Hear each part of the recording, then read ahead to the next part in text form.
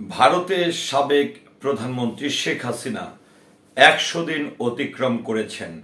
সেখানে কিরকম ভাবে সময় কাটাচ্ছেন, কি করছেন ভারতে বসে শেখ হাসিনা, এই সকল তথ্য নিয়ে আজকে আমি এই ভিডিওটি তৈরি করেছি।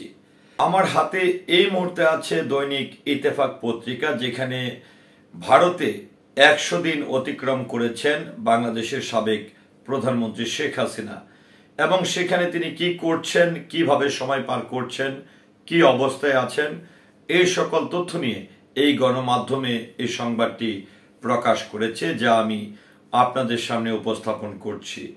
সংবাদটি প্রকাশিত হয়েছে ১৩ নভেম্বর ২০২৪-এ। ভারতের রাজধানী দিল্লির কেন্দ্রস্থলে চক্রাকারে ঘিরে রয়েছেন যেই ইনার রিং রোড, তার ঠিক ওপরেই ৪ তলার পেল্লার বাড়িটা। ডাক বিভাগের রেকর্ড অনুযায়ী ঠিকানা ৫৬ সি নং রোড, রাজপাল নগর, দিল্লি ১১০০২৪। শহরের দক্ষিণ প্রান্তে পাঞ্জাবি অধ্যুষিত এই এলাকায় এই বাড়িটা আলাদা করে কোনো বিশেষত্ব চোখে পড়ার কোনো কারণ নেই। কিন্তু আসলে কজন জানেন, অর্ধ শতাব্দী আগে স্বামী ও সন্তানদের নিয়ে শেখ হাসিনা যখন প্রথমে ভারতে আশ্রয় নিয়েছিলেন, তার ঠিকানা ছিল রিং রোডের ওপরের এই ভবনটাই। আসলে তখন ৫৬ রিং রোড ছিল ভারতের কেন্দ্রীয় সরকারের একটি সেফ হাউস, যা গোপন অতিথিশালা। শেখ মুজিব আত্মীয়দের হাতে নিহত হওয়ার পর ভারতের প্রধানমন্ত্রী ইন্দিরা গান্ধী যখন তার কন্যাকে সপরিবারে ভারতে আশ্রয় দেওয়ার সিদ্ধান্ত নেন, দেশের নিরাপত্তা সংস্থাগুলো প্রথমে তার থাকার ব্যবস্থা করেছিলেন এই বাড়িতেই।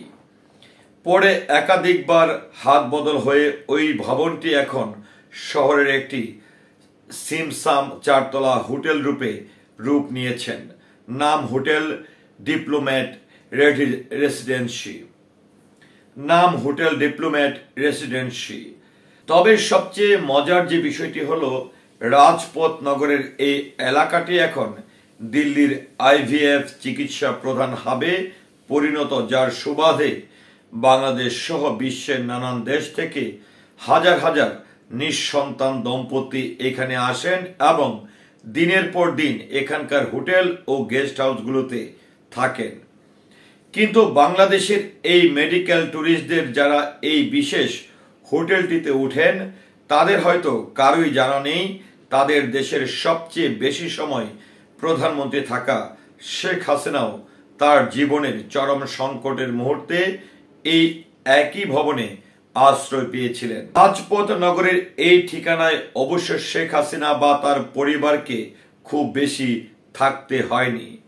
শহরের ব্যস্ততম রাস্তার উপর একজন গুরুত্বপূর্ণ অতিথিকে দীর্ঘ সময় রাখাটা নিরাপদ নয় বিধায় তাদের সরিয়ে নেওয়া হয় দিল্লির কেন্দ্রস্থলের অভিজাত পান্ডারা রোডের একটি সরকারি ফ্ল্যাটে, যার বাইরে ঝুলানো থাকত ভিন্ন নামের নেম প্লেট। দীর্ঘ প্রায় ৫ বছর সেখানেই ছিলেন এই শেখ হাসিনা পরিবার।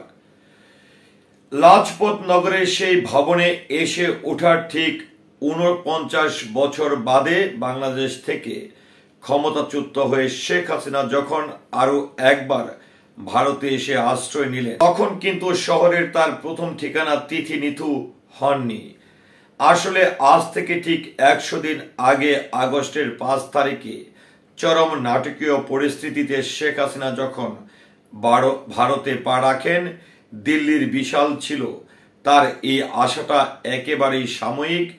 ইউরোপ ও মধ্যপ্রাচ্যের কোনো দেশে যাওয়ার আগে এটা একটি সংক্ষিপ্ত যাত্রা বিরতি, এর বেশি কিছু নয়।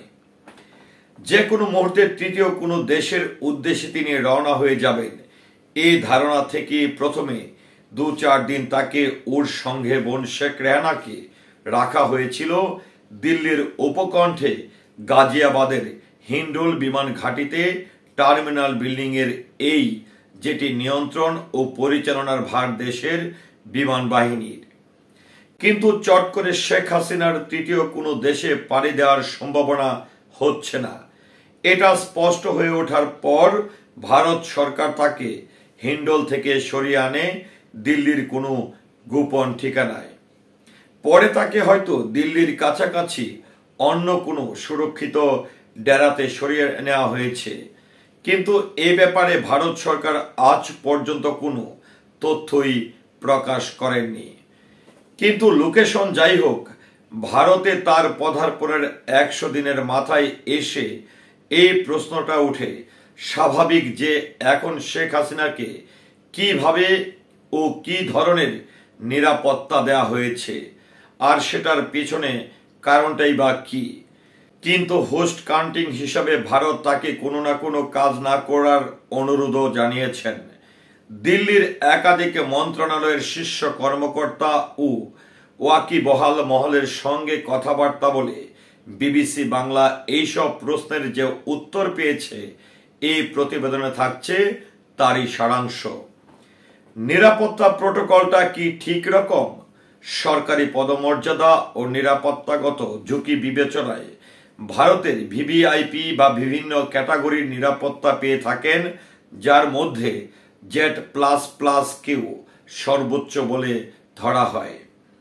প্রধানমন্ত্রী বা রাষ্ট্রপতি নিরাপত্তা অবশ্য সম্পূর্ণ আলাদা মানদণ্ডে আয়োজন করা হয়। স্পেশাল প্রোটেকশন গ্রুপ বা এসপিজি কমান্ডোর সচরাচর বিভিন্ন নিরাপত্তা সংস্থার সঙ্গে সমন্বয় রেখে তাদের নিরাপত্তার দায়িত্ব সামলান। যে ভিভিআইপিদের নিয়মিত প্রকাশ্যে আসতে হয় আর যাদের লোকচক্ষু অন্তরালে থাকলেও চলে, অবশ্য তাদের ক্ষেত্রে নিরাপত্তার আয়োজন হয় কিছু ভিন্ন ধাঁচের। প্রভু এই প্রশ্নটা করেছিলেন ভারতের স্বরাষ্ট্র মন্ত্রণালয়ের একজন শীর্ষস্থানীয় কর্মকর্তাকে। তিনি গত 100 দিন ধরে ভারতের শেখ হাসিনার প্রতিটি পদক্ষেপের বিষয়ে সম্পূর্ণ অবগত আছেন। খুদে বার্তায় তিনি ছোট ছোট 3টে বাক্যে এই প্রশ্নের যে উত্তর দিলেন তা এরকম: এক বিয়ার মিনিমাম প্লেন ক্লোদস নো প্যারাফার্নেলিয়া, যার অর্থ হলো যেটুকু না হলে নয় শেখ হাসিনাকে সেটুকু নিরাপত্তা দেওয়া হয়েছে। সাদা পোশাকের রক্ষীরাই তার চারপাশে ঘিরে রয়েছেন। জলপাই রং ঊর্ধ্বের কমান্ডোর বা সেনা সদস্যরা নন।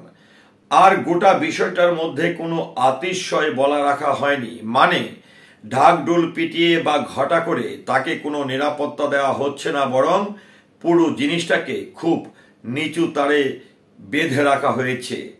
2 in her case crisis in the security. সোজা কথা, তার বেলায় গোপনীয়তা হলো নিরাপত্তা। এটার অর্থ খুব সহজ, শেখ হাসিনার অবস্থানের ব্যাপারে সবচেয়ে বেশি জোর দেওয়া হয়েছে গোপনীয়তা রক্ষার উপর। কারণ তিনি কোথায় কিভাবে আছেন এটা যত গোপন রাখা সম্ভব হবে তত তার নিরাপত্তা নিশ্চিন্ত করা সহজ হবে। 3 movement and digits and little and possible. ফলে এই কর্মকর্তা তার 3য় বাক্যে জানাচ্ছেন যে শেখ হাসিনাকে এক জায়গা থেকে আরেক জায়গায় নিয়ে যাওয়া কিংবা তার সঙ্গে অন্যদের দেখা করানোর ব্যবস্থা, এটাও যতটা সম্ভব এড়ানোর চেষ্টা করা হচ্ছে। তবে শেখ হাসিনার মুভমেন্ট বা ভিজিটস যে পুরোপুরি বন্ধ নয় তার কথায় ইঙ্গিত তা ছিল। ওই কর্মকর্তার কথা থেকে স্পষ্ট শেখ হাসিনার জন্য কঠোর নিরাপত্তা ব্যবস্থা থাকলেও সেটা খুব বেশি এক ধরনের আয়োজন, মানে ধরা যেতে পারে দেশের স্বরাষ্ট্রমন্ত্রীর জন্য যে ধরনের নিরাপত্তা থাকে তার সঙ্গে সেটা মাত্রা তুলনীয় হলেও আয়োজন একেবারেই এক অন্যরকম। শেখ হাসিনাকে যাতে কোনোভাবেই প্রকাশ্যে না আসতে হয় এই প্রোটোকলে সেই চেষ্টা ও বিশেষভাবে লক্ষণীয়। ফলে দিল্লির মর্নিং ওয়ার্কার স্বর্গ লোদি গার্ডেনে তিনি এসে মাঝে মাঝে হাঁটাহাঁটি করে যাচ্ছেন, কিংবা ইচ্ছে করলে নিজামুদ্দিন আউলিয়ার দরগা বৃহস্পতিবারের সন্ধ্যায় কাওয়ালি শুনতে আসছেন। এই ধরনের যাবতীয় জল্পনা হেসেই উড়িয়ে দিচ্ছেন ভারতের সংশ্লিষ্ট মহলের কর্মকর্তারা। সে সঙ্গে তারা মনে করিয়ে দিচ্ছেন শেখ হাসিনাকে ভারত আশ্রয় দিয়েছে এর অর্থ হলো তার সম্পূর্ণ নিরাপত্তা ও সুরক্ষার দায়িত্ব কিন্তু এখন ভারতেরই কাঁধে। সেখানে সামান্য কোনো ভুলচুক হলেও তার দায় ভারতের কাঁধে আসবে এবং সেটা দিল্লির জন্য অত্যন্ত বিব্রতকর হবে। ফলে সেই নিরাপত্তার প্রশ্নেও কোনো আপোষ করা যাবে না এবং তার জীবনকে সামান্যতম ঝুঁকিতেও ফেলা যাবে না। পুরো বিষয়টা অত্যন্ত গোপন রাখতে হবে। এইগুলো বিবেচনা নিয়েই সাজানো হয়েছে তার নিরাপত্তা প্রোটোকল।